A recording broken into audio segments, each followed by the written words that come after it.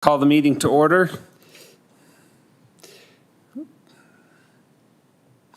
For the City of Saratoga Springs, Tuesday, November 7th, 2023 at 6 p.m. Present tonight, we have Councilman McComber, Councilman Wilden, Councilman Carn. Councilman Porter will be joining us shortly, and Councilman Podesta is excused this evening. Mayor, I Or is he believe on? Councilman Podesta will be Okay, we have joining us. him participating electronically. We have first in our work session, the Quail Hill Fairfield Road traffic study.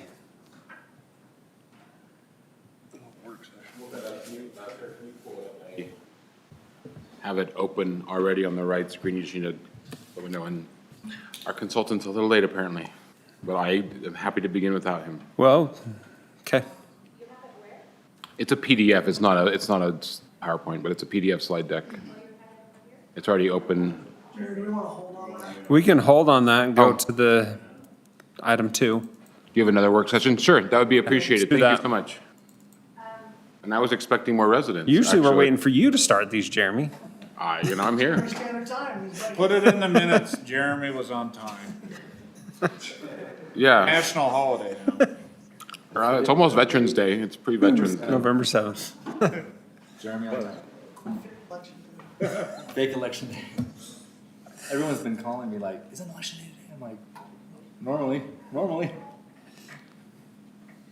Look, we're busy working on the state. Actually, our consultant is here. Okay, The state flag. So and we'll get going. Good timing, Ivan, Council Ivan.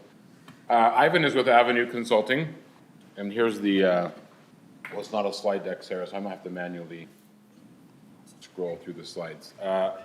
As you remember, it was a couple council meetings ago, we had several members of the Quail Hill subdivision here voicing concerns about traffic. And we committed at that time, per council's direction, to undertake a consultant who is an expert in traffic matters to study the issue and look at options and considerations. So we're here tonight to present to you the findings of that study that we began about 6 weeks ago. So Ivan Hooper's with Avenue Consultants, a well-known traffic expert that does a lot of work for UDOT. They also are the ones that helped us with our transportation master plans.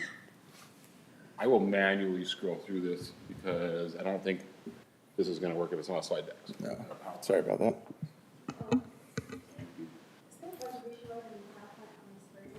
Well, it's not, it's a, just, There- Ivan You can do a full screen mode, I think. Bottom right.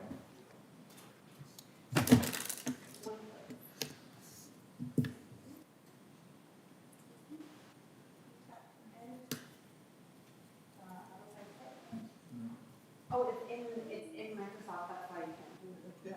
Yeah. I'll just scroll through it. Thank you. So. I'll just say, it's okay. You need to be in Microsoft. Well, I'm not going to talk to Avenue, I'm just going They to. have them sit up there.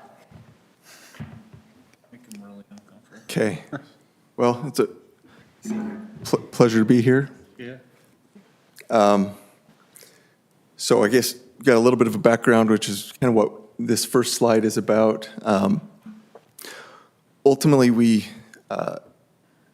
did some data collection in an effort to understand existing traffic conditions out there, as well as to understand what the pass-through traffic is out there, understanding that that's a big issue. And then we looked at several scenarios for near term, which we're basically calling something that could be done very quickly.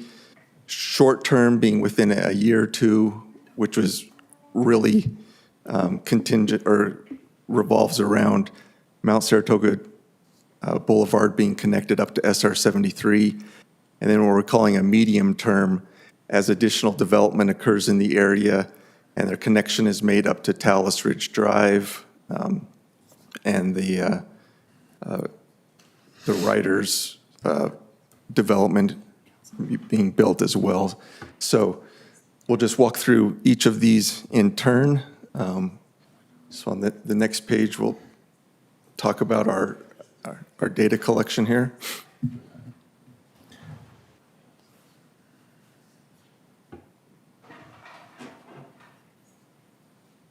I think you should stand the whole time, Jeremy. We thought we were gonna make you sit up here. Yeah, so from a data collection standpoint, we worked with the city on this. The city did some daily or tube counts on several of the streets. You can see there Quail Hill, Stonegate, Midland, and then on Fairfield. We also did some intersection turning movement counts, as well as went out and did some observations, looking at traffic and getting a sense for some of the pass-through traffic as well there. One thing to note is that from the tube counts that the city did, we're able to get vehicle speed data from those as well. And based on that speed data and from our own observations, we didn't see a speeding problem out there. The average speeds, as is indicated there, at all of the locations, well, the highest of the average speeds at the 3 locations in the subdivision was 21 miles an hour, which was on Midland, I believe, and the other locations were a little bit less than that. And then the 85th percentile speed, which is a measurement we use a lot in traffic engineering for setting speed limits, was at 25 miles an hour or less. So based on that data, and again from our own observations, we didn't see a speeding problem out there. This figure illustrates what we're calling the local area, where we talk about local trips versus pass-through trips. So any trips outside of that orange polygon were considered pass-through trips if they went through the subdivision. And then you can see the dots represent where we did our data collection, so where those speed and volume measurements were obtained. Can I ask a question real quick? Yep. You know, this always comes up from residents when we do speed studies. They're like, well, everyone always slows down for these anyway. How do we like account for that? You talked about, you know, the tube, which people are aware of, but your own observations. Just what is the methodology to make sure that we're not artificially lowering the speed while we're doing traffic watches? I don't, just my personal opinion is I don't think that people necessarily do slow down. I feel like most people don't even know that it's collecting speeds. You see the tube, you're usually thinking you're getting a count. You're not really thinking about speed data, or you can also get this vehicle classification data. So my general opinion is people just aren't savvy enough to do that, or just mindful enough. So I don't see that as a big issue. And again, as we drove through the subdivision many times, you know, we didn't see vehicles driving fast. With the narrow roads out there, with cars parked on the side of the road, you really have natural traffic calming built into the subdivision, and you don't feel comfortable driving fast there, so you're just naturally inclined to drive slow through the subdivision. This does not indicate that no one is speeding, because certainly on right. any road, there are people speeding. Yeah. The 85th percentiles, the measure we use to say more than 15% of people are speeding, then we have something that's unusual condition, right? Every road in the city is going to have a certain amount of speeders, and particularly if you have large volumes, that can add up, but it's still a small amount of percent ones. So that was my question, so 85%, that's 85% going 25 and under. 15%. Or 21 and under? It was 25 for the 85%. 20, yeah, 25. Yeah, 21 was the average. 15% are speeding, 85% are not. That's a standard deviation, eh? It's probably nearly impossible to obtain 100% compliance no matter what measures you do, right? If you said your goal was to provide 0 people speeding, that probably is not a realistic goal you could ever obtain, which is why the industry standard is 85%. So I had multiple questions. So that's on the speeding, just the pass-through traffic. I mean, how do you identify that it's, like, they don't have Eagle Mountain stickers on their cars or whatever? They probably should, but they don't, so. Yeah, that leads us right into the next slide here. So the methodology that we used was to estimate what we think, how many trips should be generated from a subdivision of that size. So it's kind of, I'm sure you've seen a lot of traffic impact studies where they're projecting what the traffic volumes are going to be once the subdivision is built. This was essentially the reverse, where it's built, but we use that same methodology to project what we think the expected number of vehicle trips would be. So we use the Institute of Transportation Engineers Trip Generation Manual, which is the industry standard that you'll see used for, every traffic impact study that's submitted, which says that there's about 9.5 vehicle trips generated per day per household. We counted the houses, there's about 300 houses or so, and we ended up with about 2,900 vehicle trips a day. So we've been throwing out the range 2,900 to 3,000 trips a day from that subdivision. Utah's generally a little bit on the high side anyway, but so, What anomalies could skew that industry standard? household size is one of the biggest factors in that, A bigger household, you'd see more trips. right? Which is why characteristically Utah's on the higher range, yeah. So is 9.43, is that the national or is that the Utah? That's the national. So it's probably higher. You took a conservative approach. Yeah, so that's why we're saying 2,900 to 3,000. It could even be a little bit higher than that. Obviously, we have to talk a little bit in ranges here because as you say, that we don't have the stickers on the car saying, Conservative, which is good. yeah. Yep. So then, This would actually underestimate the pass-through trips, right? Because we Yep. know the total trips. Right. The total trips aren't changing, so the local trips could be higher than we're estimating, right? That's There why could be actually less pass-through. that's why you're saying you were conservative. yep, that's exactly right. And so, The, yeah, so from there, we knew how many cars were coming in and out. It was about 4,100. Each pass-through trip actually is counted both entering and exiting because they go all the way through. So you subtract that out, so we're saying 500 to 600 pass-through trips and 2,900 to 3,000 local trips. So, the vast majority of the trips are local. I forget the math on that, but we've been saying about 80% or so are local trips, and about 20% pass-through. Did we do tube counts outside of the study area at all to see where they're coming in from? We used our intersection counts for that and Okay. factored them up. A lot of them, not surprisingly, if you look at the intersection of Mount Saratoga and Quail Hill Road, people that are making southbound left turns, most of those people are pass-through trips. If they're coming eastbound straight across the intersection into the subdivision, most of those people are pass-through trips, which makes sense because, unless they're visiting somebody in the neighborhood, there's not a lot of reason for people coming from the north to be turning left into that subdivision. So and maybe I saw this number wrong, but at about 1,300 pass-through trips, do we know, the black, so on this, and I'll read it maybe because it's hard to see on the screen. okay, So on Quail Hill Road, we Yep. measured the total daily traffic at 1,800 cars. okay, Of that, based on the number of homes, we would predict that that's 12 to 1,300 are locally generated, with 5 to 600, the bottom number Okay. pass through. And then on Midland, we measured 2,200 cars daily traffic.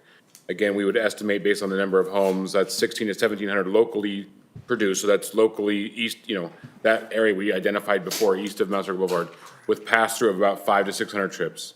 And then we measured Stonegate, which has about a measured daily traffic of 200, and that would be anticipated to be all local traffic because there's no, it's not a route that anyone would take. but the intersection data The intersection data was showing that measured, most of that pass-through is coming from the north part of Mount Saratoga Boulevard or the west side of the neighborhood. we would, and short of that, we would predict nearly 100% of the pass-through traffic is coming from the homes west of Mount Saratoga, right? Okay. Someone's coming from Eagle Mountain, there's really no reason why they would turn up into Quail Hill if their destination is Foothill, let's say, or Marie Way or the schools. It would make little sense for someone already on Pony to go into the subdivision to go back on Pony. Yeah, I see that So in the numbers. most of the pass-through traffic is gonna be all the homes that are west of Mount Saratoga. So I guess they're local in the fact that they're all part of Mount Saratoga, but they're pass-through because they're not part of the area Of east. that study area. Correct. That makes sense. Yeah, very good. Hey, my mic's on. The buttons aren't working today. It's worse. So as part of our data collection, we also did some travel time runs where we, turned on our GPS and measured how long it took to get around. And we did find there actually was a pretty substantial benefits, time savings to be had by going through the subdivision. It was 3 minutes during the AM. Don't put that as detailed in their minutes. So that's less Yeah, detailed in the minutes. footnote maybe. Because we don't want to enhance more people driving through there. Yeah, so that was made it easy to understand why people are doing that. We did observe that most of the people that were doing that, were heading north. It seemed like most of them, rather than, say, turning south and going to the schools, they were heading north, even north of 400 North. So it seemed like most of them were more work-related rather than school-related. They're going up onto the Mountain View corridor. Yeah, yep. So, yeah, that was interesting to learn there. So then, we've looked at several of these near-term potential solutions here, potential mitigations. So this is the list of them, and we'll go through each one of them one by one. Speed management is what we basically are calling traffic calming, when you're trying to slow people down. Ultimately, as I've said, we didn't see a speed problem out there, so there's not a great reason to try to further slow traffic down. Plus, it would require quite a bit of slowing down to make up 3 minutes. That's a lot of time you're trying to make up. Not that it would take the full 3 minutes, but still. So we didn't see speed management as a really viable mitigation out there. I guess to put it another way, if we put speed bumps out there, first off, it's not solving the speeding problem that we've seen. And furthermore, it's unlikely to discourage people who want to save those 3 minutes, because even if they have to slow down for speed bumps, they're still going to see that as the preferable route. So it's not going to be an effective traffic volume reduction tool either, is the point, so. So the next one was just to simply close the connection between Midland Drive and Fairfield Road. So just restrict all movement or all access completely and force everybody out to Mount Saratoga. Clearly, that would be effective at reducing, the volumes on the east side of the subdivision. Obviously, they would go up on the west side of the subdivision, particularly on Quill Hill.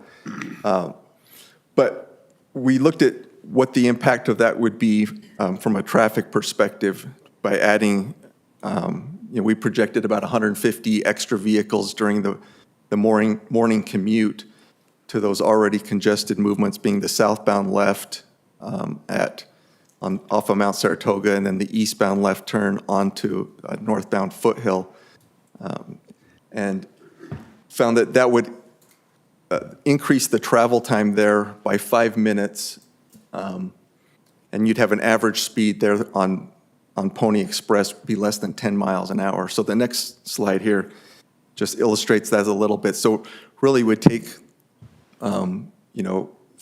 we say here 13 minutes just to go from Mount Saratoga to Foothill, which is a pretty long time for a pretty short distance there.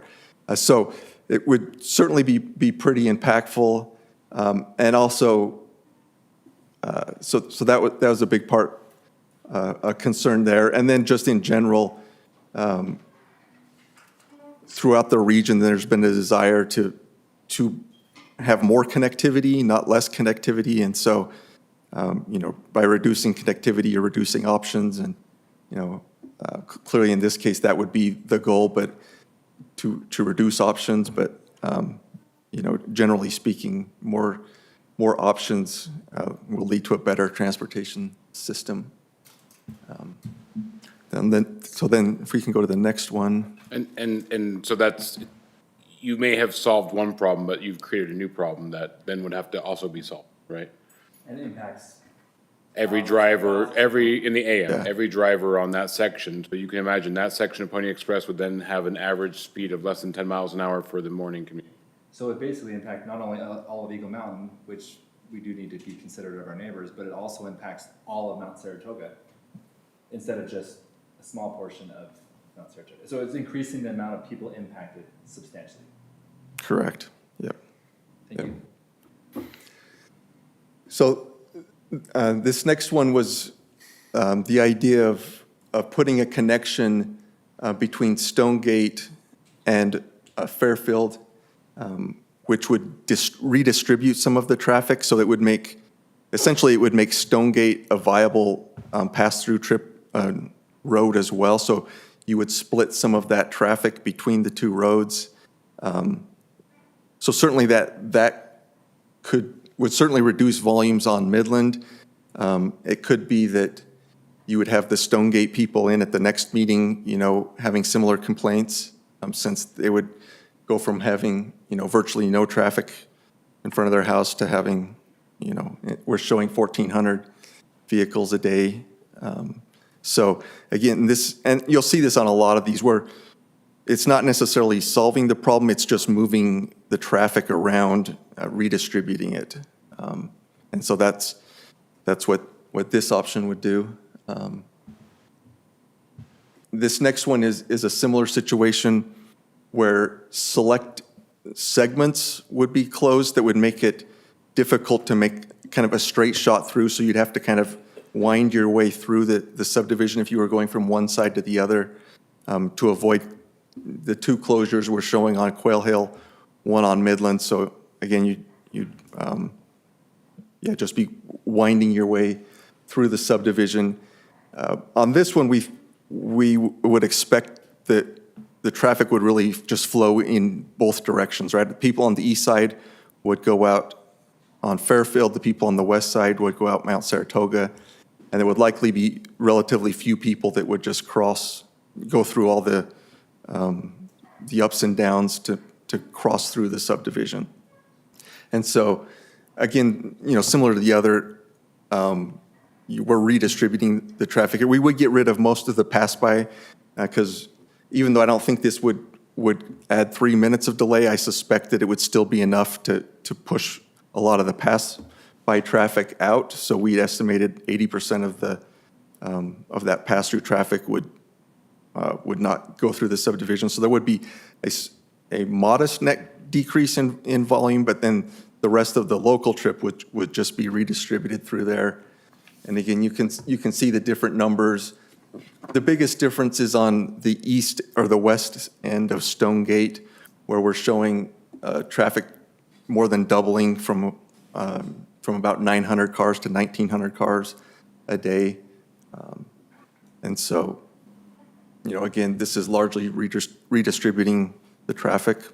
And then you can see the red one. I don't know the name of that street, but because that's the main connector to get through, that street would then, see a 5 times increase in traffic. Yeah, right. So, yep, Then now we jump to the, well, wasn't, was there another slide? There was a little shuffled I fixed. Was there another slide? I thought so. Oh, man. For, Because we had 5, 6, and 7. Did we get them out of order? Yeah, maybe. maybe so. Wait, will you go back to the figure? That's the one we just did. Yeah, just go down to 5. We jump to 5. I'm there. So this one was to convert Foothill Boulevard at Fairfield to a right-in, right-out, so that people could not make that left turn in or out, which really would dramatically affect kind of that morning traffic. They're the people that are making that left turn. In the afternoon, it's more people coming in and making a right turn. So, we would get rid of about half the traffic, so that it clearly would reduce traffic volumes in the subdivision. We would have that same situation that we talked about, with all the extra delay turning onto Mount Saratoga and then turning onto Foothill. So that extra 5 minutes of delay, we would have that here. So the impacts, certainly during the morning, would be the same as if we just closed the road altogether. And in the afternoon, you would still have conditions similar to what would be out there today. It's kind of like the worst of both worlds. In the AM, you have the congestion on Foothill. In the PM, they're back to having the same volumes they have now because people can make the right turn. So it's kind of a undesirable thing where you've now not solved problem one and created problem two. And then you've got that Lexington Green subdivision there on Fairfield that would be impacted as well. Obviously, the people that are going north out of there would be forced to go down to Pony and kind of, Yeah, they'd have to backtrack all the way, Then go back down. or they'd have to go south and make a U-turn, so they would be very unhappy probably. well, they do have access to Well, they Pony, can come right? out south, I guess. But they've got to make a left turn there, then make the left turn onto Foothill, and, They have no light at that left. yeah, yeah. So they would be certainly impacted as well. And then this sixth one was the idea of improving that southbound left coming out by putting in dual left turn lanes there. This could provide a little bit of benefit depending on the configurations you do. This would require, I think, a little bit of engineering and maybe a little bit of further analysis. But depending on how you arranged your lanes, you could maybe get this to work without having to widen the road. Or there's the potential as well of, I'm trying to try to keep from getting too traffic nerdy here, but if you were able to put the left and the through lane in the same lane and turn the through lane into a left lane, then you could probably get that to work all right. If that didn't work or was found to not be very feasible, if you had to put the left lane and the through lane together, you'd have to do what you call a split phase, and it would affect traffic signal timing and make it probably worse in that condition. So there's maybe some value. Most of that value would go away when Mount Saratoga is open because most of that traffic is really trying to go north. But, this is something that could be considered. It would have some impacts on the south side of the road because there's about as many people trying to turn right onto Pony Express as there are left. And so right now, they can more or less go at the same time, but with the dual lefts, they'd have to go one at a time. So again, that could affect your signal timing. So yeah, this has some potential, but I think would require a little bit more analysis. Basically, what can we do to incentivize people to take Pony, right? If we can reduce the waiting at the signal. So I think we should look at this more. It might be worth doing if we can, again, try to find ways to encourage people to go on Pony. But it sounds like it's ambiguous if that would be a benefit because we only have 3 lanes, a left, a through, and a right. And without a very expensive project to buy right away, you're gonna have to combine the through and the left, and then it gets all complicated with the timing and may actually make it worse as far as delay goes. Well, then if you dump all those people on Pony, you already have all the people coming from Eagle Mountain, and then it's down to maybe 12 miles an hour versus Right. 10 Yeah, you're right. It's that same, increase in the volume. left turn volume and delay that we've talked about for the others. So Measurable benefit may be negligible at the end of the day as far as reducing the volumes through Quail Hill and Midland. How many people are gonna notice that there's 3 seconds less of delay and gonna change their behavior because of that? I don't know, so, well, I think we should continue to look at that, but it's not like some exciting, results of that analysis. yeah, as I mentioned, it's, likely to be, if any benefit would be pretty modest. Certainly wouldn't solve a problem. And then another one that was mentioned or suggested to us was putting some pedestrian crosswalks out there to, again, try to help slow people down. There's limited locations for crossing where you would want to cross Quail Hill, and ultimately, any benefit I'm sure would be very modest. As we mentioned, there's not really doesn't seem to be a speeding problem out there. And so, this would kind of fall within the I don't speed like management. Pedestrians for speed calming or traffic calming. That just seems counterintuitive and almost wrong. We're gonna put a crosswalk that doesn't need to be a crosswalk so that we can maybe discourage people from going this route. So we're basically gonna use people as pawns. This one really disturbed me when I read it before, so I just thought that. Okay. All right. And so then we move to the medium term. These are this scenario is where basically where we connect Mount Saratoga. We know this is coming soon, although not soon enough. And this, provides a lot of benefit because, again, we're projecting that, Oh, sorry, we need to jump back. This is where I got mixed, sorry. We want to do the short term, medium term's next. okay, yeah. Sorry. Do 7 short terms? So the difference being is this only looks at the volumes if we connect Mount Saratoga, and then we'll look what happens when we connect the rest of the subdivision to Talos Ridge. So, sorry, the slides got a little shuffled, but this one is, this one looks at short-term, this one, sorry. We'll start with short-term with just the existing configuration. My apologies. We had a little shuffling in the slides. Yeah, so the short term here is, like I said, the connection of Mount Saratoga. And this is beneficial because it removes almost all of the pass-through traffic, as we mentioned. We saw very little of it going to the schools, so most of those people would no longer be incentivized to travel south to head north. So it would provide substantial benefit. The local traffic would largely be the same. I think there'd be a little bit that would shift to the west side, but that I think that would largely remain unchanged. But you can see, for example, we're showing Midland dropping from 2,200 vehicles a day to 1,400 vehicles a day. So clearly that will be beneficial when that arrives.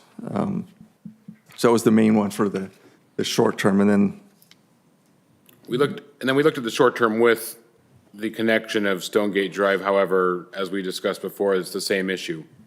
It does further improve the volumes on Quail Hill Midland, but at the expense of, you're just moving the traffic from one person's street to another person's street, so it's not removing the trips, but you're taking Stonegate and dumping it on there. So you can see the east end of Stonegate, you'd have an increase of almost 900 cars a day at the east end, a couple hundred cars in the west end. What is the estimation from the developer on Mount Saratoga Boulevard connection to SR 73?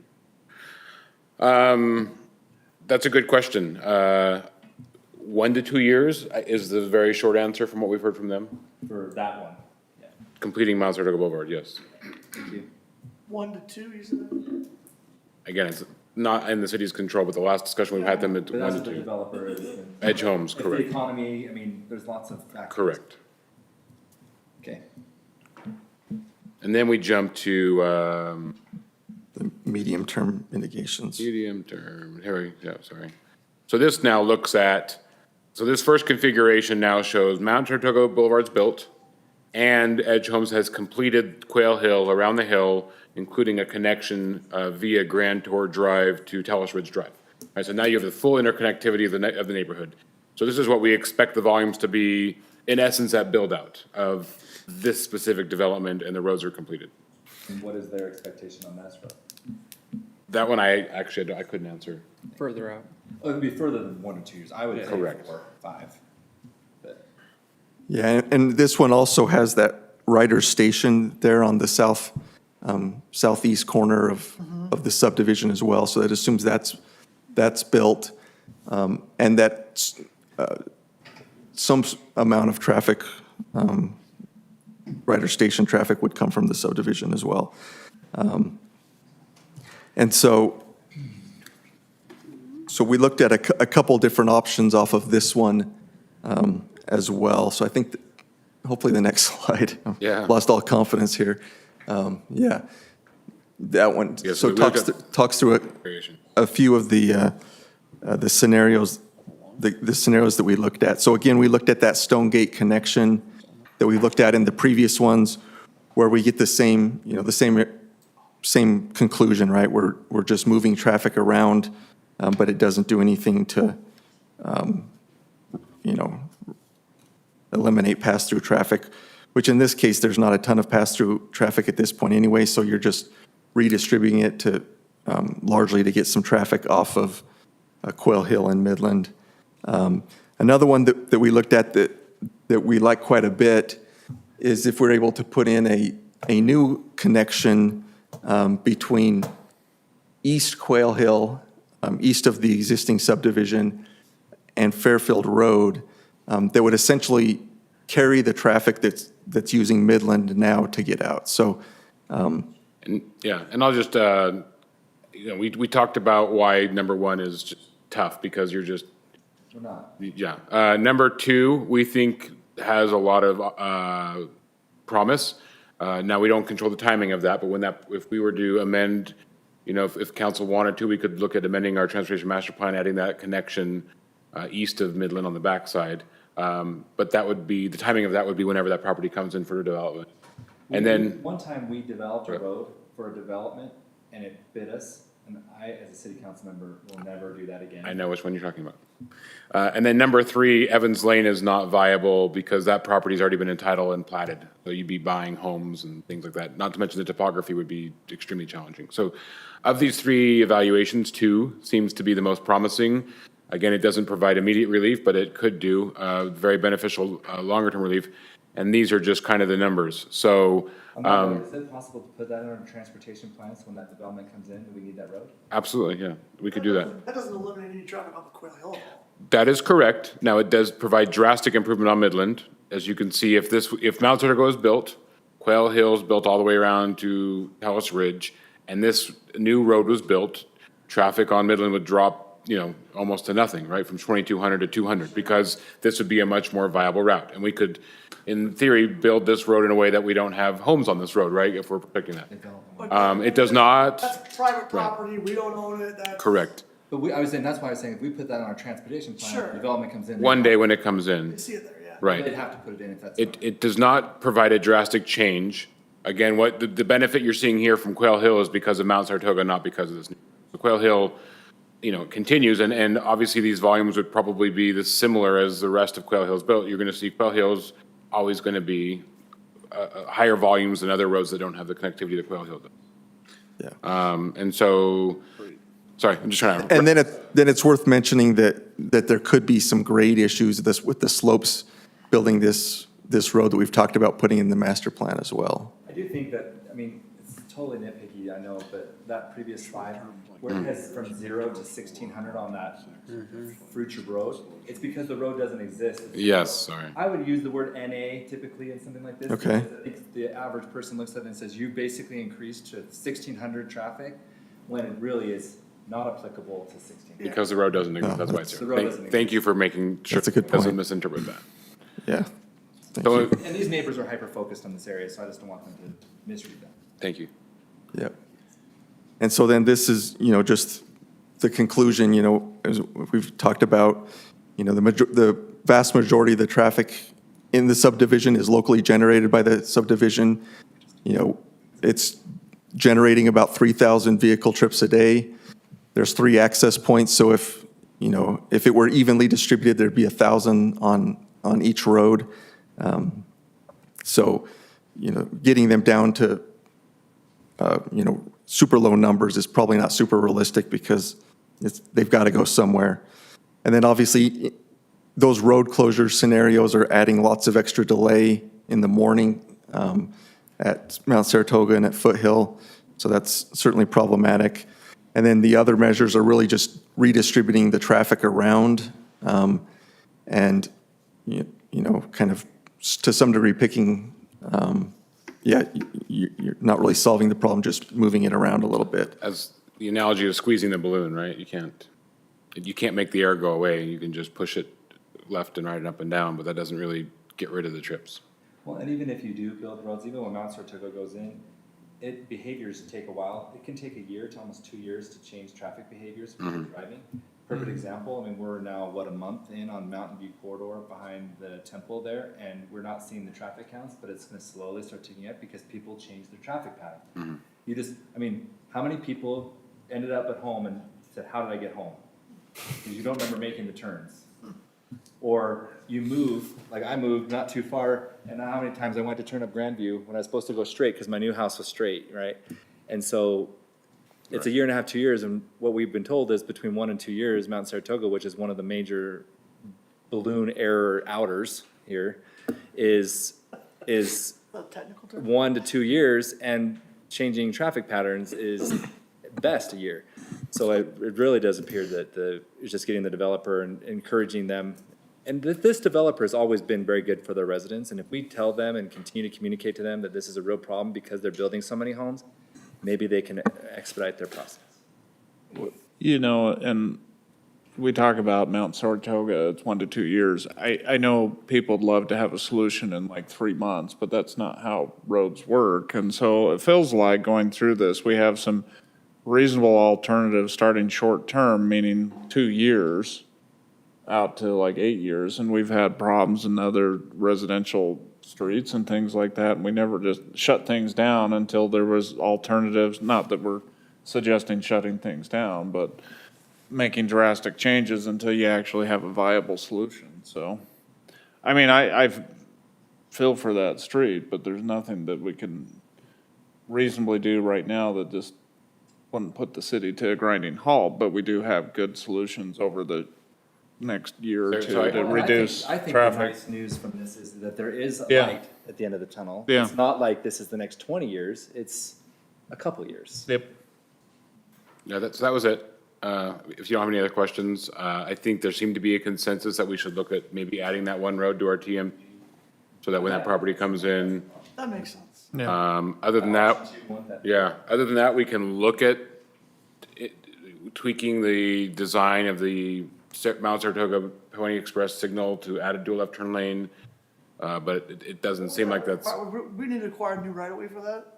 no, we're talking about just restriping the through, so the through is a through and left. But we needed to further evaluate the signal to see if that would even provide a benefit. To see, okay. So we'll exhaust that option. Right now, it's looking iffy, but we'll exhaust that. Single left now. Honestly, if it's the city staff exhausting the option, if it's, no offense, but if it's expending more money externally, I'm not interested. I think that we've already spent a lot of money on this. Right. And for something that we sort of knew what the answer was because we've been doing this for a while and the city has experience, but we decided that this was worth spending thousands of dollars, taxpayer money, to do this study. I'm not interested personally in spending more for a what if that potentially some life changing. I think that it was worth it, fine, but adding that extra little street, option 2, one that in our master plan. And I say that we can also say from this, we can say, share this information with the developer and say, your people that you were excited to come move into your neighborhood, you made a lot of money off, they need help. And if you could expedite the building of your road, it would be very much appreciated. And then give them credit when they do so. And we shared this report with the residents, one And of the the developer. spokespeople. I have not shared it with the developer. I can Let's share it do with the that. developer. And then, but make sure when they do expedite their development, we give them credit and we make sure the residents know that the developer is looking out for them. Understood. Because really, this is a developer solution because it's a developer problem. Any other questions? No, sorry it took so long, but Appreciate you taking the time. thank you. Thank you. Ivan. Okay, work session item 2. Stevenage, Yep. it's an interesting word, Stevenage. You want me to hear, Take the hot seat. I prefer it.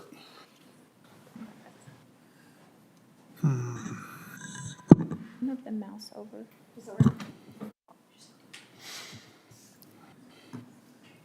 Okay, great. Hi. Hi. Okay, this is for the Stevenette development. The applicant would like a chance to have a work session with the city council to discuss the terms of the development agreement. One of the main discussions, I believe, is related to what uses should be allowed to go in this development agreement. The condition was to go from business park to regional commercial for the area shown on this map. And then, and so the front is already zoned regional commercial. The front meaning the area along Redwood Road. That's not involved in this discussion, so we're just talking about the blue area going to regional commercial. And then the list of uses, so we have a comparison of permitted uses, and, I mean, that's several pages long. And I don't know actually if there are specific uses that are in question in this discussion, but I'll let you guys discuss that. But you thought these would be the ones that would be of most interest. Could I ask just a quick question right from the get-go? Didn't we already go through this, and didn't we just rezone this to the same thing the last time we were here, to regional commercial? The whole thing, why is it still showing business in the back? We got that approved. Did we, That's not the point of the slide. The point of the slide was to show the area. So Okay. we rezoned it with the condition that we reach a mutually agreed upon development agreement. yeah. So the discussion is the terms of the development agreement. Right. And part of that discussion is, are there uses allowed in the RC zone that you do not want in this location? So that's what the purpose of this is, to have that conversation in a work session. Right. I don't see it, but are residential uses allowed in RC? Yes, above commercial, residential above commercial is a permitted use in RC. Okay, We do have a condition right in there, no housing density will be for the development. We're not looking for that Yeah. either. Well, I know, I'm not Sure. arguing. Why but- did you ask for the work session? Which items were of concern? Are you asking me? Yes, you There are got, no items of your concern. We team, are- your well, team requested this work We session. did. We were concerned by the feedback we had. Not to be confrontational, I'm not trying to be. Hopefully you know that. I'm here trying to understand how we got here. So we came in and had regional commercial put on this entire piece. This is why we have waited, we spent the money to come here and did everything we could. This is what I do for a living, I know how to do this. And I got some feedback saying that you wanted 25% of this to be office all of a sudden after we get the designation for some, this is what feedback on a conversation I had with staff. Made no sense to me. It's not what's in your zone. The zoning law is clearly, we're happy to adhere to the zone. The developer agreement should be, what tenants do you not want there? We're not looking for any residential. But this is what I do. That's what I did in my last subdivision here in Saratoga. We ended up with office tenants. Regional commercial will allow for office tenants, just not in the reverse.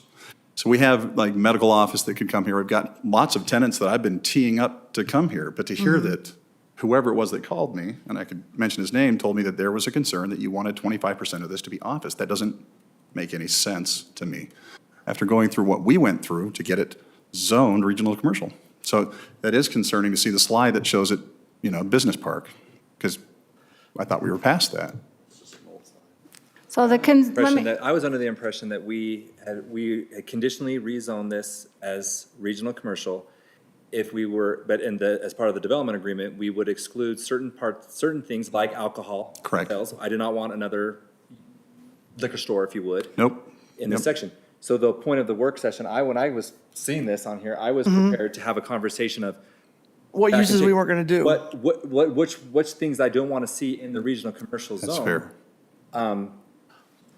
And that's it. Yeah, that was it. Yeah, That me was it. too. Like literally was to go through and like look at all these things and say, here's what's in regional commercial. Like, I don't want a gas station. Perfect. We don't want it either. So, but that's the Okay. purpose of this, so. is there any concern on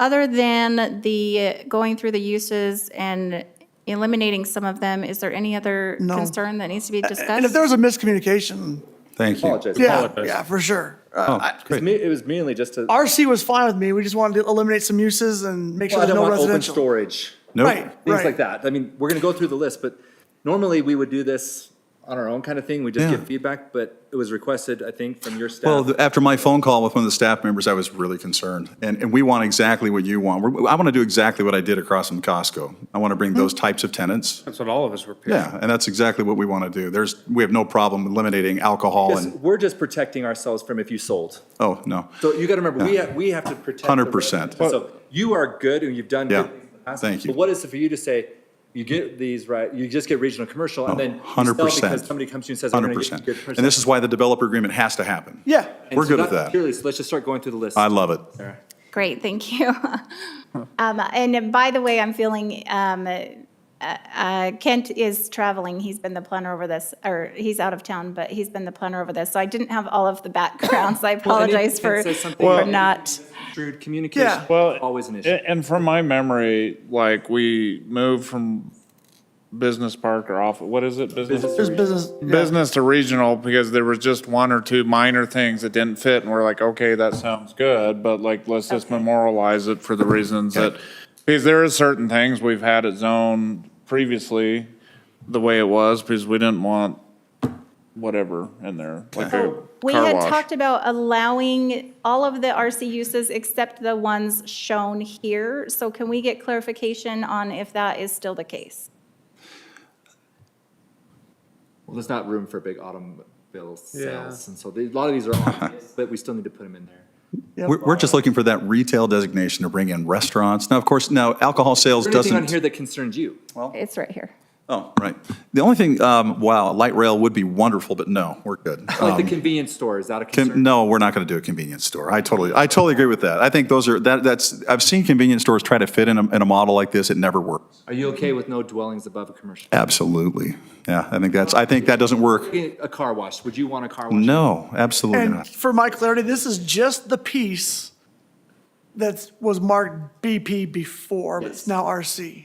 Because the other one was RC all along. Right. You have the vested Correct. right. Want a So car if you wash? want to put that on the front, you Well, can put we it on already the- went through this on a car wash and we thought about it. It doesn't work. I'm saying, Yeah. if you need a car wash, put it on your. Right. No, This I'm is with- the back part that actually attaches to the existing residential. We Right. have the tenants already lined up that are very excited about this. Second we go vertical, we'll start signing. Everybody's pretty excited, to be honest. Nothing here is, you're not losing anybody from your. No. The biggest question I have, if you don't mind me interjecting, is just obviously some of these restaurants will want to sell alcohol. They're going to have a beer. That's not what we're talking about. Bar is. Got it. Yep. We define them differently. Sounds great. Now, I'm happy with this Like list. That's Chili's great. with alcohol and they Yeah, would be- and they're wonderful. I'm happy with this. If you want to put that in the developer agreement, that's great. Is there anything left? Do you have a slide that shows what's left? I know that's like really long, but Well, I have this slide, yes. So this here is the comparison of each of those. And so if you see anything, and there's a few pages, so, Yeah. Or, no childcare centers. Protect the residents. We're trying to feather. Sure. Looking at. Yeah, absolutely. And then, no, it's great. We'll have the drive-throughs on the front that'll be right on Redwood. we're gonna leave that in. I have no problem with that list. Kiki. I'm ready whenever everyone else is. Yep. It's just a work session, so. No, I'm just saying the next. Oh, next slide, yes. Like five Yep. of them. oh, Yep, is got it. everybody ready? Yeah, Good. Okay. we took those out, yeah. Oh, I went more than one? Did I go? No. No, okay. No, just the fitness centers are out. Right. But funeral home was, I don't think that's a problem. I don't think residents. The only fitness center that could work there is like what we have in my other place. We've got that Hot Works Yoga and that kind of thing. They're doing great because they cross with these other restaurants and these other. We did, on the other list, it does have. We did a eliminate small that. fitness center. It has both of them off. It has both of them off. I don't, It's a traffic issue, I think, getting back there. oh, too. just because Well, Hot Works Yoga or something like that, where they're that small, really hard to stack a lot of bodies. Candles. There's more specialty classes, but whatever you think. Doing a commercial? Yeah. They're still allowed. Oh, they could do a commercial kennel Yeah. back there. Kennel commercial was on the remove list. Yeah. Is it on the remove list? Didn't see it on the remove but that list. might needs to be on there. Yeah, we're not going to do a kennel. Yeah, I put it on that Let's list. add it. Yeah, I agree. It's horrible. Let me Well, go back. And they have to have an outside play area and stuff. It Yeah, wouldn't be ideal. It doesn't really fit your space. yeah, I agree. Laundromat, No. That's okay. I mean, do we put laundromat on the prohibited uses? I just, I mean, a dry cleaning place could exist and they do okay. I just don't think we're going to see that.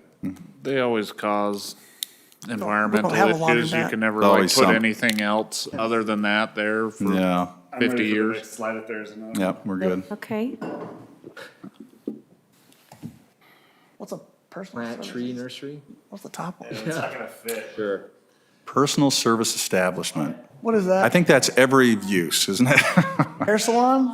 Personal Oh, service. That's what yeah. those are? Those are going to happen. Yeah. TurboTax? Not Yeah, The exclusion list, and we don't need that. okay, yeah. H&R. Yeah, yeah, it's all good. Add commercial kennel and I'm gonna do that list. Yep, commercial Okay. kennel, yep. I'm with you on that. Was refueling station on there? It's not. You need to add refueling station. Yeah, that's fine. Not gonna put it in the back anyway. Sorry, it was. Yeah. But Yeah, but it should be there. Gas station. Okay. Yeah. Okay, this list that you see on the screen, plus we are also going to remove commercial kennel and refueling station. Yep, Correct. Perfect. Okay, great, thank you so much. thank you. Okay, thanks. sorry for the misunderstanding. Oh, no, it's okay. But you got this done without. I like hanging out with you guys. This is fun. Thank you. It was good. Thanks for your time. Avoided a bunch Have a of. good night. Thank You you. got the budget coming up, you can stay. That sounds fun. When do you think you'll go vertical? Wait, sorry, there's a second page. Oh my goodness. Okay. Can you double check this page What as kind of well? commercials on there? And Except the following. Okay, double check this page as well. Sorry about Okay. that. so short. Problem with any of those? Refueling As stations. soon as we can. Good. What was that? Vertical, Vertical? When? as soon as we can. As soon as you can. Awesome. Bringing on a financial partner we have a that's problem. Are you gonna, okay with drive-throughs on there? excuse me? Problem with Drive-throughs is not permitted Oh, no, we need drive-throughs. In the back on the portion? back? Oh, no, I'm okay with them in the front, just in the front's fine. The front, you Okay. already have that right, Yeah, we've got the Front you 3 in have the it. front, I think it's enough drive-throughs. It's totally fine. but you don't need them in the back. Well, I mean, to be completely honest with you, as a developer, it's always great to have the option, but I don't see it happening unless, and again, the thing about drive-throughs too, we would have to create a smaller building, which would be nice for the residents to make sure we maintain the parking, so Drive-throughs are closed by 10 anyway, and that's. they are. ways Yeah, it it's not a terrible thing to have a drive-through. We just got to park it, so, Rather leave the drive-through off the list. yeah, it's nice to have that option Got if them we're on the okay. front. Let's leave, I'm good with taking them off, or leave this here. Just leave it on there? Either way. Recreation rent? Leave it or take it off? What's I'm okay what's with the it. consensus? I don't know what your guys' opinion is on this. It's a work session. On what? Drive-throughs on the back part of the property. Excluded. You want to. Right, next to the Western Hills home. Can I ask a question, just, The homes, yeah, I wouldn't do it. I'd right? leave it on the prohibited list for the All back right. half of the property. Yeah, because that's probably by home, that would increase traffic. can I just be devil's advocate for a second? And honestly, I don't know how much I care, because the 3 drive-throughs in front, I think is enough. But if you think about the drive-through, it's not like people are coming through with Trump flags and honking their horn through that. It's just cars driving. We would have to reduce the size of the building. Have you driven through our city? Yeah, I've got a Trump flag on the back of my car too, I but, think about it, playing the same thing. yeah. If someone's back fence is Western Hills and they've got cars idling behind their fence The way we would do it, though, the way that retail works, there's no way that I could put a building back there. It would be the death of that building. I got to have it as close to the road as possible. Yeah. Okay. So that's not even an issue for me. It's more the traffic count and being able to park it. Well, I think that the project we have in our city by this developer is done very well. Yep. If they would like the flexibility of drive-throughs, I'm okay striking it. Yeah. Thank you. It's just an option. I doubt that'll happen, but You're going to remove 32. thank you. Okay. Anything else on that list? I think we don't have to add. What's recreation rentals, like ATV rental or something? Yes.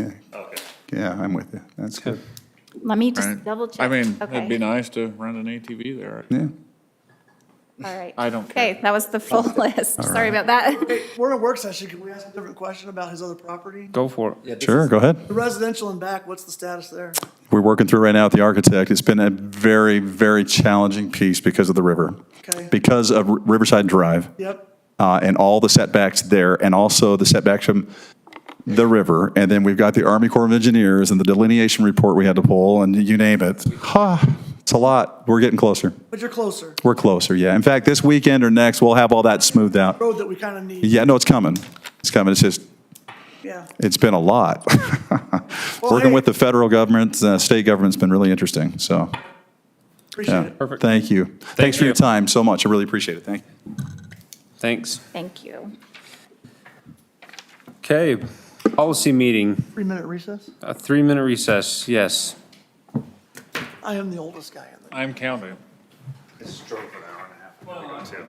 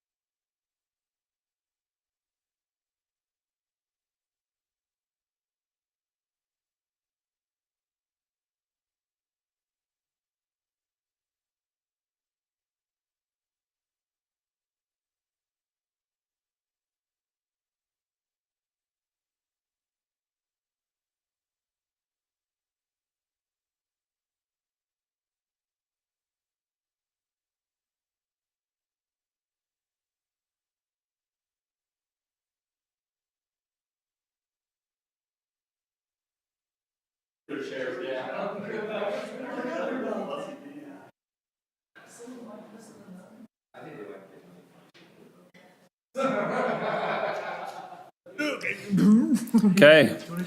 we will get this show back on the road.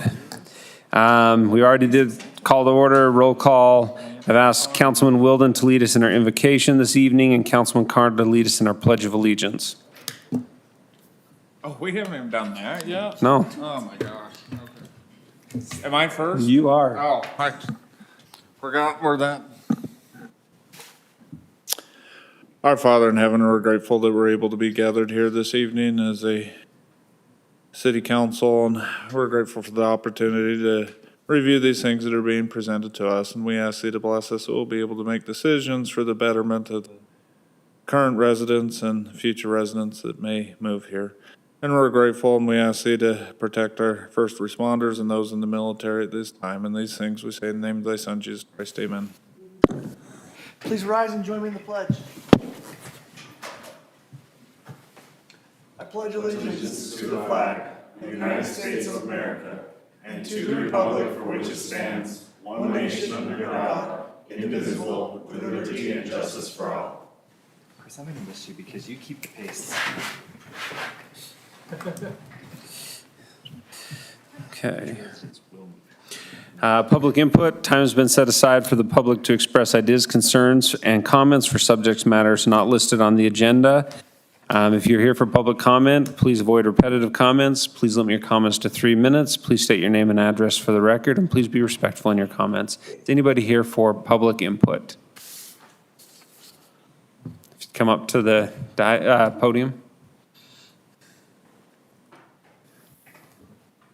Good evening. My name is Eric Bartlett. I live on 987 West Fairfield Road. My comments are just around the study. There was a lot of us that live on Fairfield Road, it sounds like, that were present at the, was it 6 weeks ago, I think you guys were saying? That presented issues too, but it sounds like this study was maybe more focused around Quail Hill. The speeds measured when I was reading the report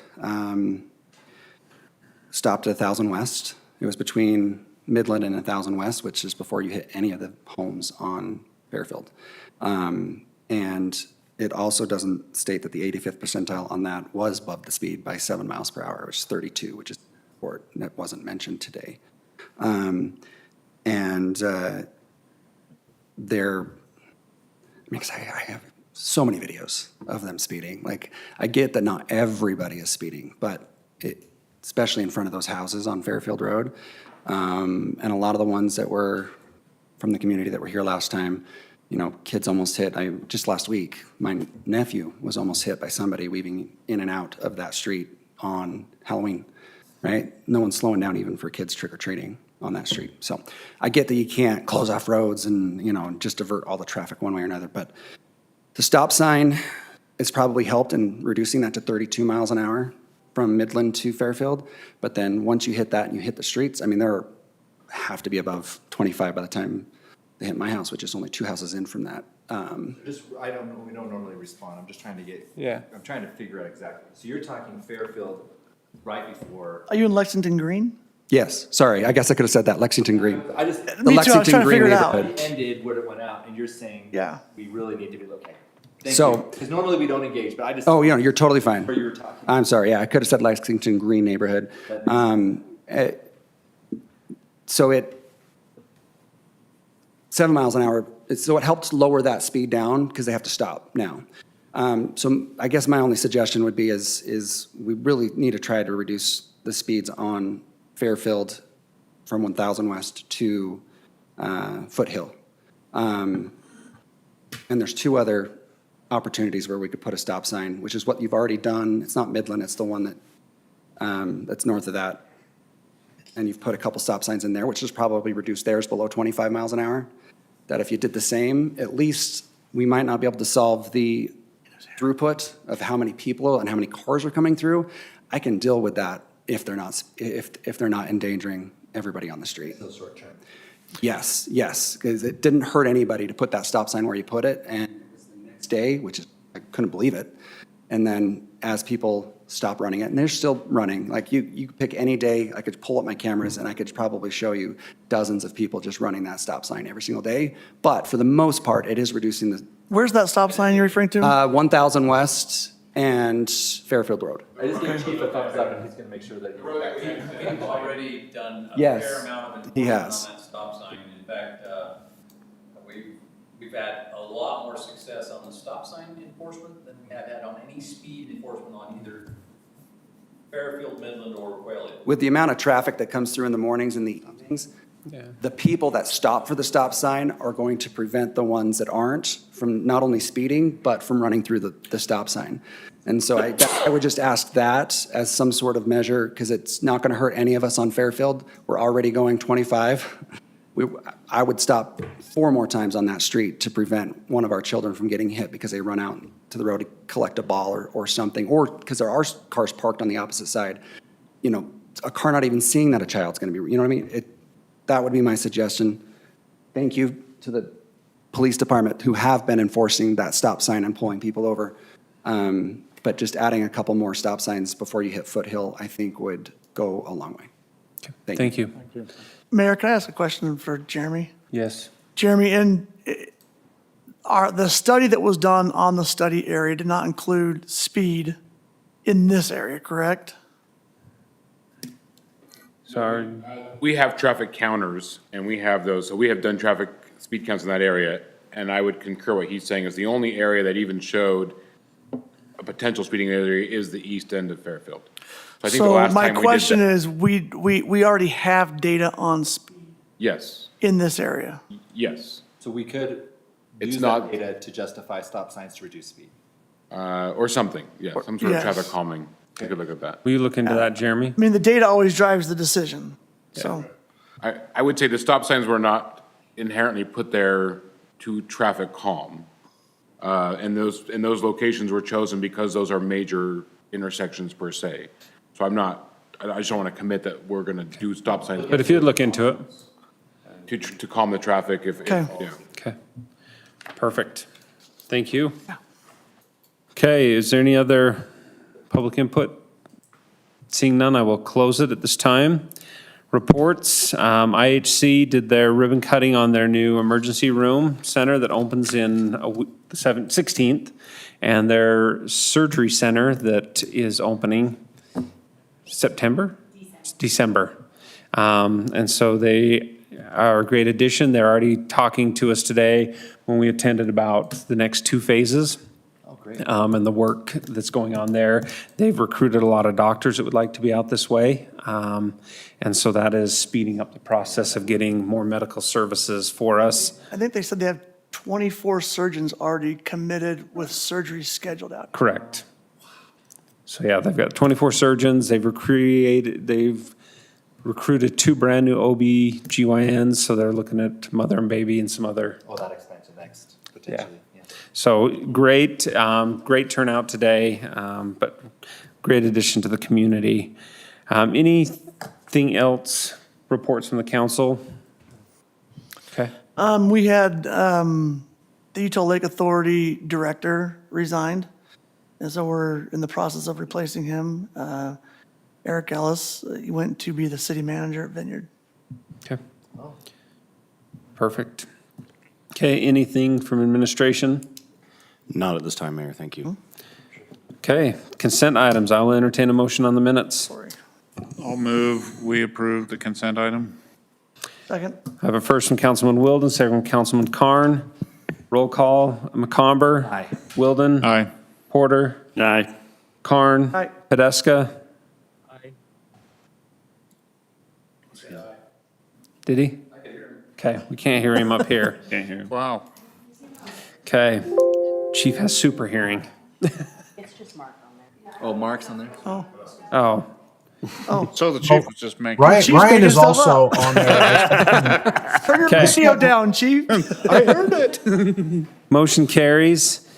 Business item 1, fiscal year 2023-2024, first quarter. Evening, Mayor, Council. This isn't my favorite the first quarter of a new year because it seems a little bleak, but it's not all that bad. But We just need to remember 25% is an okay number. it is fine. So we are up compared to last year. There's some timing issues with, in the quarter with revenues. Some revenues received after the end of the quarter, whereas last year they received before. And so, but other than that, we're doing pretty good in comparison to prior years, for sure. So is there any questions that you have for the report? No? Okay, It's great that we're doing better. That's great. Yeah. So, thank you. thank you to you and your staff. Okay, Code Amendment, Title 19, Business Item 2.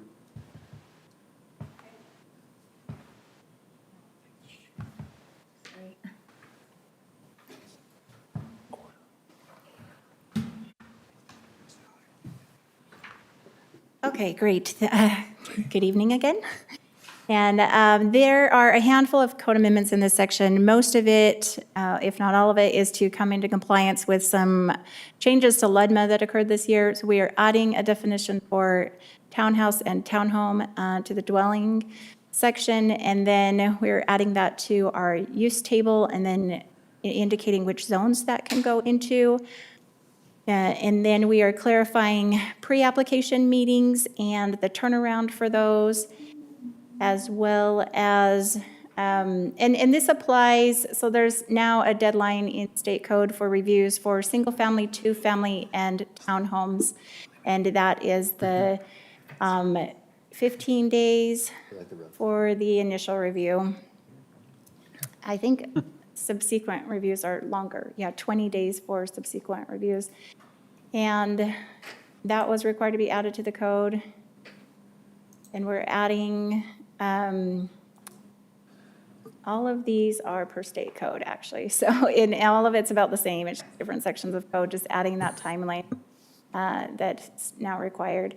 We are adding some clarification to the process table to coincide with the changes just mentioned, that single-family, two-family, and townhomes are a different process. So we've made the table sync with those changes.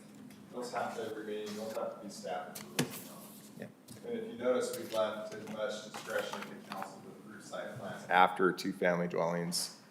And a lot of cities haven't done that. There's anything that's residential, they now have staff they have it be a staff approval. The final plat, the preliminary plat will go to plan, Right, and then the final plat will be a staff approval for those 3 categories. right. Mayor, may I? Yeah. On the time, we had to put those time, like 20 days and 15 days. On average, were we better than that, those times that? We're meeting those. Or we yes. are beating them in many cases too? We're meeting them, and I don't know that we're better than them, but we're meeting them. Okay. Okay. So I'm just, We process a lot of applications. I know you process a lot of So applications. we are meeting those, right? like some other things, like when they made us put times in, we actually do better. And Oh, so right. I almost like, well, great, then we have more time. So make sure that we Oh, hit, on the 20 days, right. Our goal has been 2 weeks for, I mean, years now, so. I remember your charts. I've seen your Right. charts. So most of the time, we were already meeting the 2 weeks, and then for these categories, we'll just have to make sure that we meet the 15 days, but then 20 days is more, so that's more than what we've already been doing. But what I'm getting at is, you now have more time, so don't stress. Right, we do And so now if have you more need time. Take the 20 days, because the state obviously thinks they know better than what we do. Mayor and council, I think that's an important element for us as well, is we've been measuring everything, and this is very specific to only these types of housing projects. So big, complicated, mixed-use projects and things, these timelines do not apply necessarily to those planning processes. Oh, very good point, too. Thank you, Mark. And these ones, we're easily meeting the 2 weeks. It's the larger ones that, like a community plan, we don't do those in 2 weeks. Well, so- you don't have, so. Right. Great. Thank you, Mayor. Okay. If there's no other comments, I will entertain a motion. I move that we approve business item 2 as listed on the agenda, ordinance 23-37 dated today. I have a first from Councilman McComber, Second. second from Councilman Wilden. Staff findings and conditions, Mayor. Yep. Second. Okay, first and second, Councilman Carn, Aye. Porter. Aye. Wilden. Aye. Comber. Aye. Motion passes unanimously. Aye. Oh, he's back. He is back. So, yes, and Councilman Podeska. That chief from another room.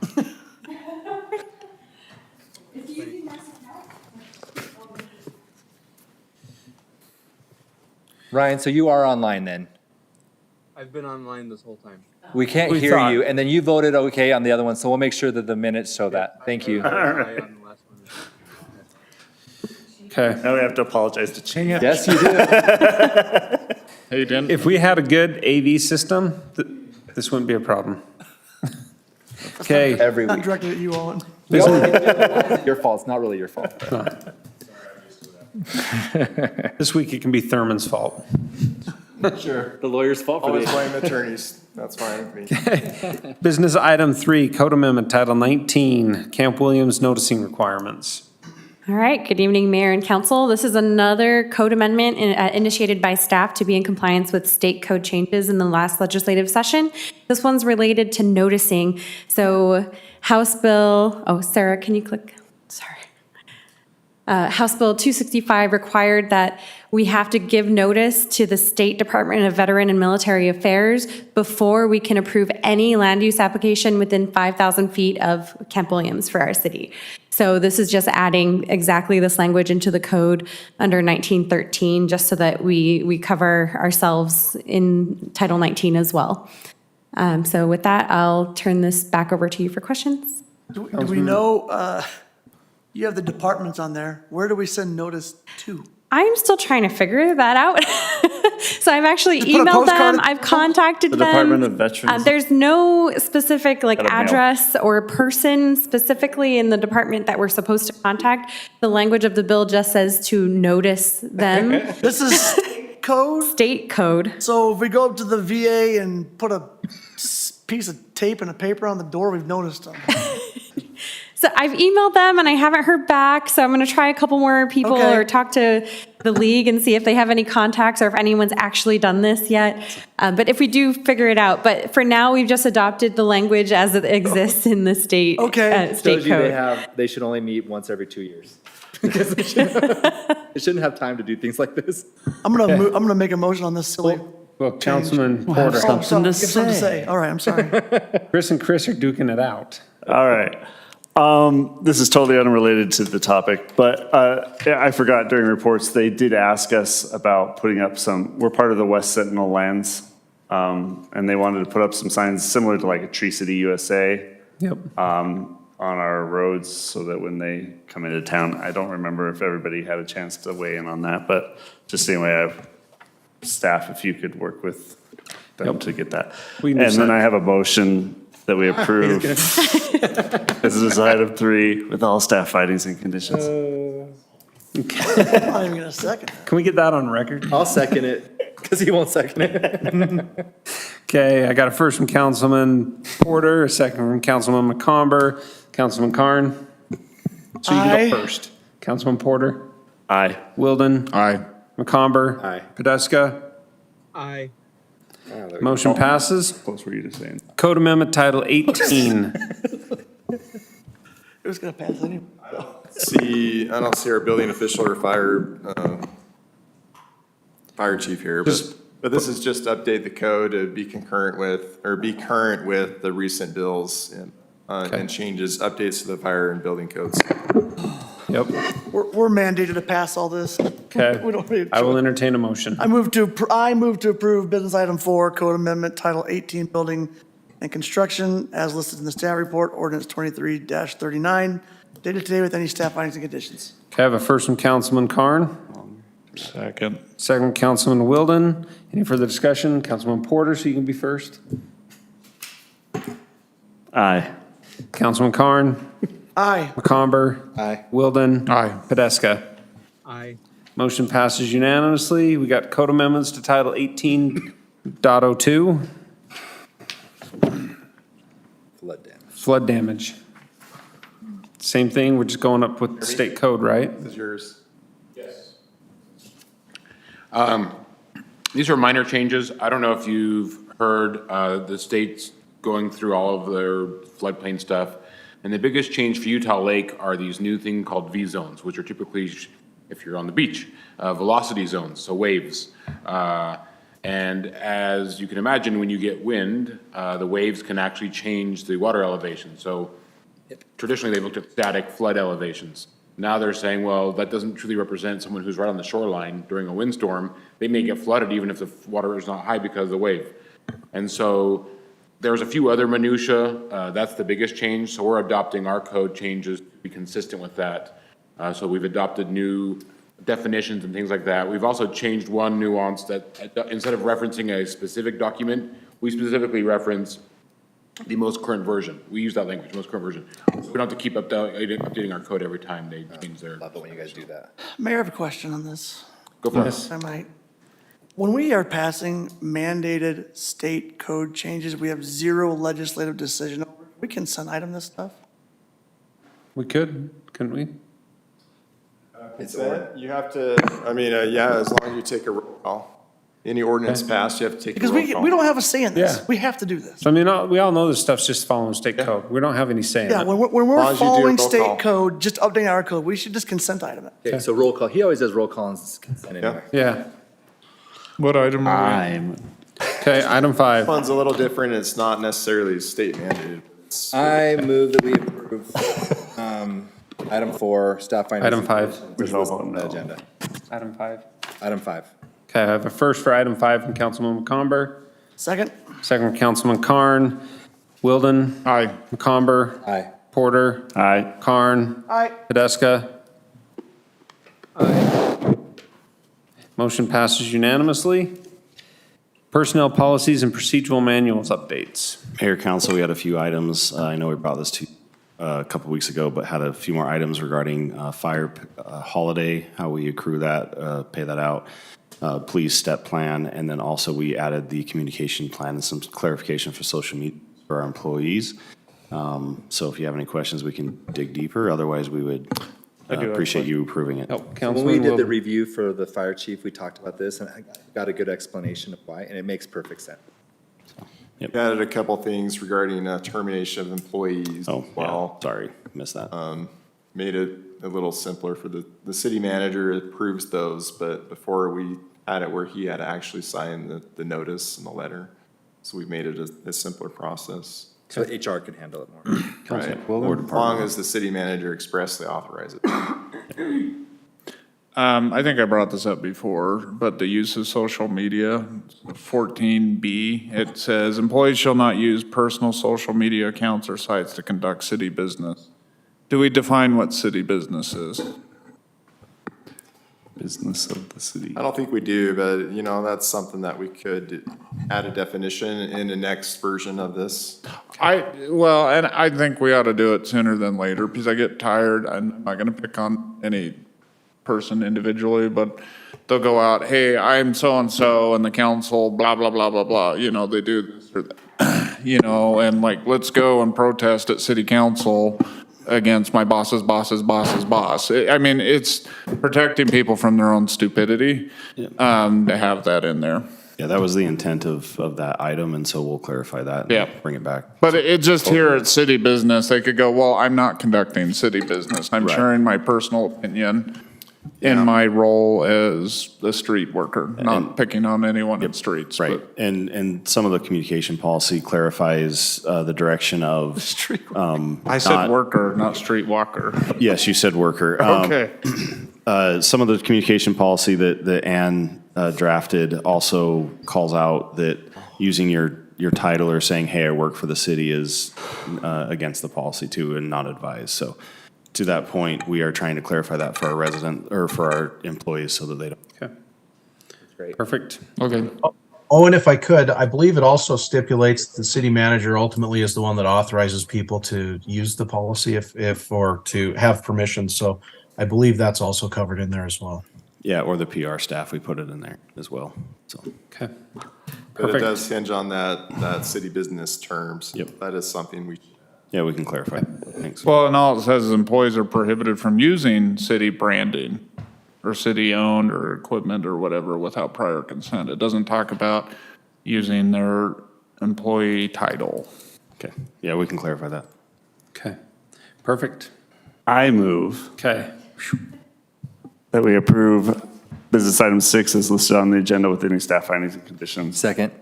Okay, I have a first from Councilman Porter, second from Councilman McComber. Karn?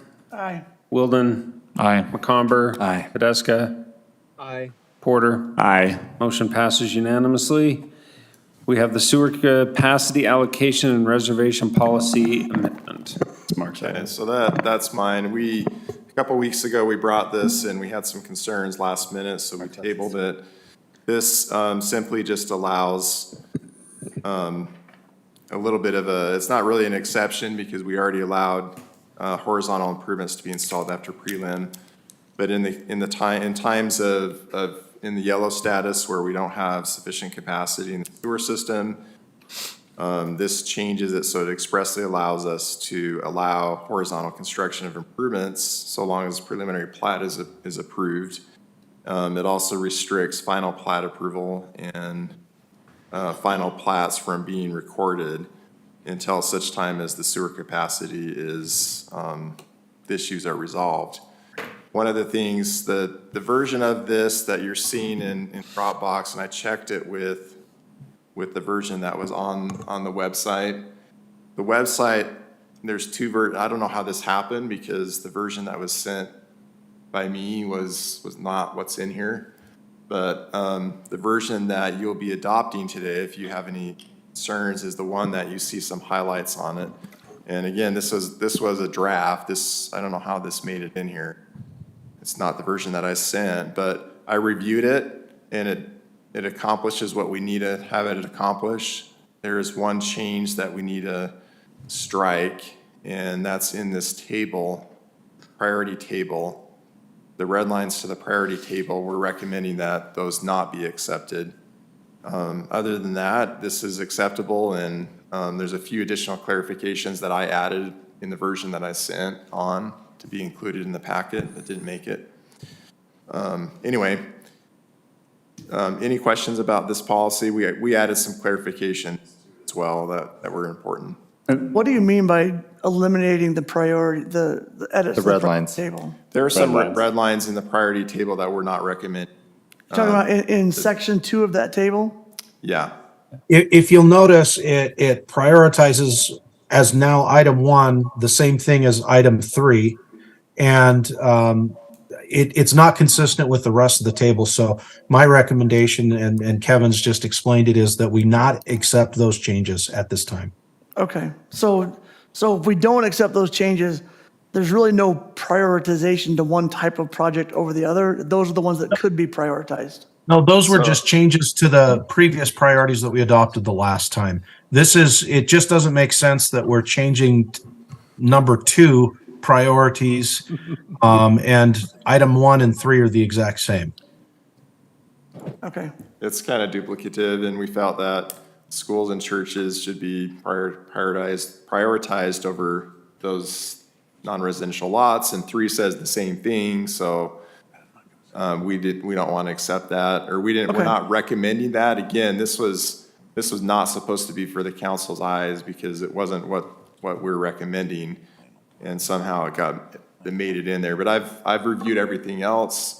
Everything else accomplishes what staff is recommending, except for that red line in the priority table. okay. Okay. So the table would, You gonna do it or you want me to do Oh, it? I can do it. Okay. I'll entertain a motion. Okay, I move to, what?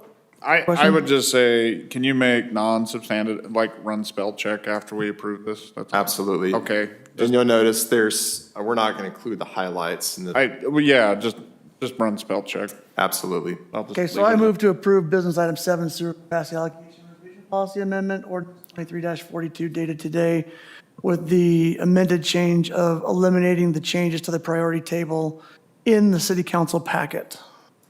I have a I'll first second. from Councilman Karn, second from Councilman Porter. Any further discussion? Podeska? Aye. McComber? Aye. Wilden? Aye. Porter? Aye. Karn? Aye. Motion passes unanimously. We need to adjourn this meeting temporarily and go into the local building authority of the city of Saratoga Springs.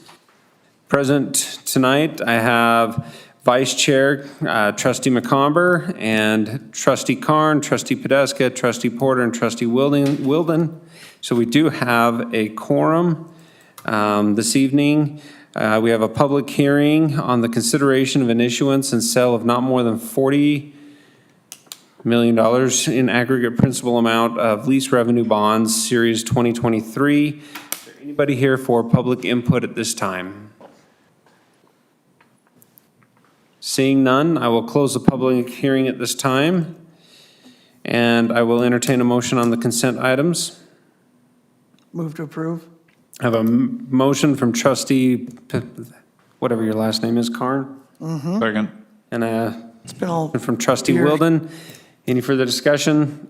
All in favor? Aye. Any opposed?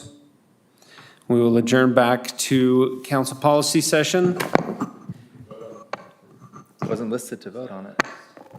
Wasn't listed, it was just a public hearing. Yeah, it's just a public hearing. There wasn't an item to vote on. So is there a need for closed session? There is not. Thank you. There's not, then I will adjourn the meeting. So do we vote on this Next time? next time?